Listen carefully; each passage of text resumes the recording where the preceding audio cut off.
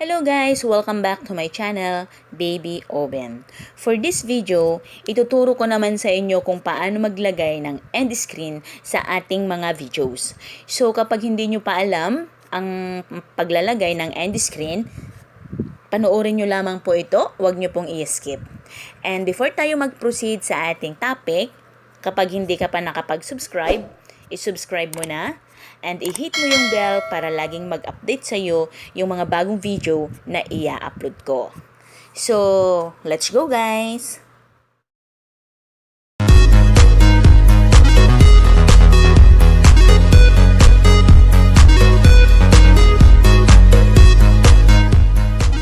So, andito na po tayo guys. Pupunta po tayo sa Chrome.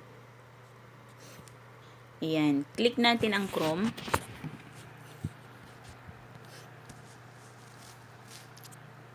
Then, i-click natin yung tatlong dot sa taas. At hanapin natin ang desktop site. Ayan. Click po natin yan.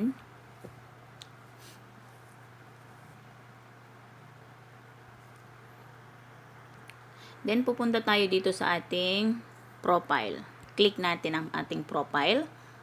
And i-click natin yung YouTube Studio.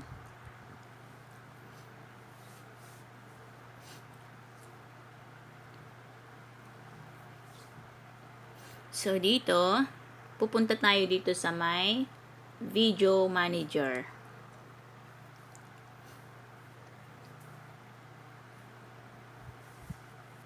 So, nandito na po tayo sa ating mga videos. So, ngayon, maghanap tayo ng video na walang end screen. So, lagyan natin ito. Ayan. I-click natin ang video. And i-click natin itong pencil.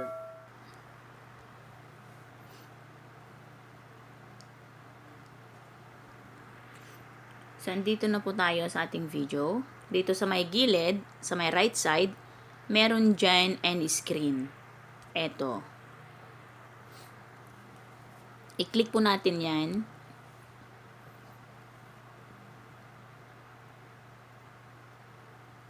Meron na pa pala siyang end screen.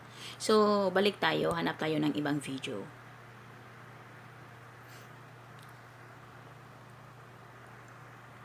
Hanap tayo ng ibang video. Eto. Going back to the post office. Click natin yan.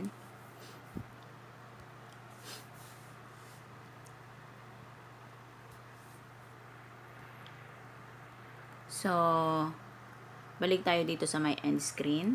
Ayan, i-click natin yan.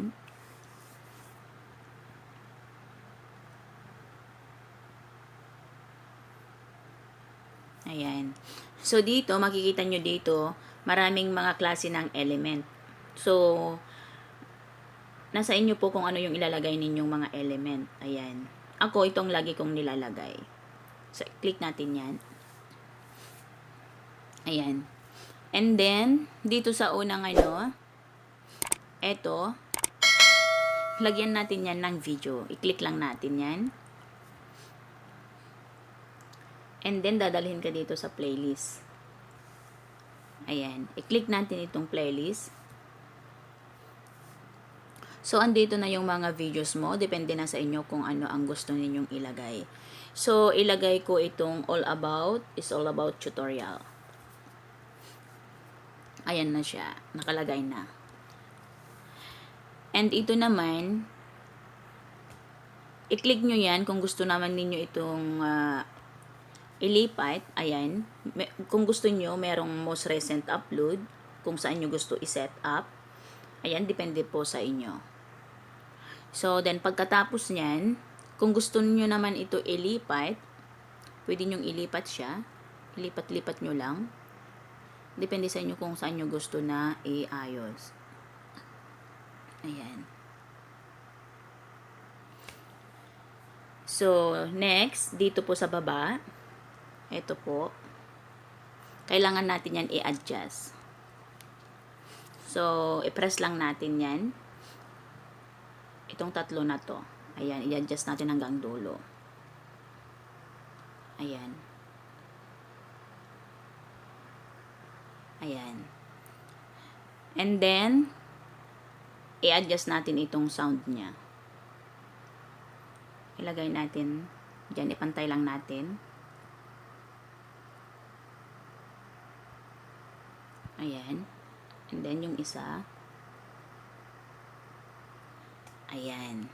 So, ngayon, pagkatapos niya na naayos nyo, i-click po natin yung save. So, i-save na natin. Ayan, guys.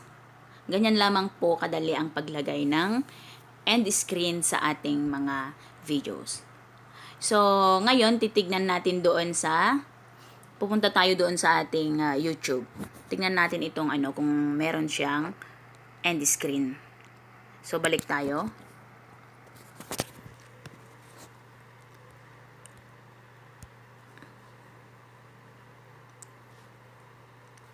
So, hanapin po natin yung nilagyan natin ng end screen na video. Ito siya. Going back to the post office. I-click po natin yan.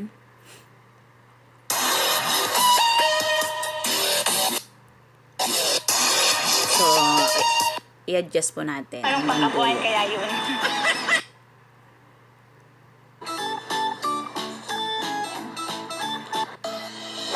Tingnan natin kung meron siyang end screen. Oh. Ayan, guys. As in, makita nyo, meron siyang end screen sa huli. 'Di ba?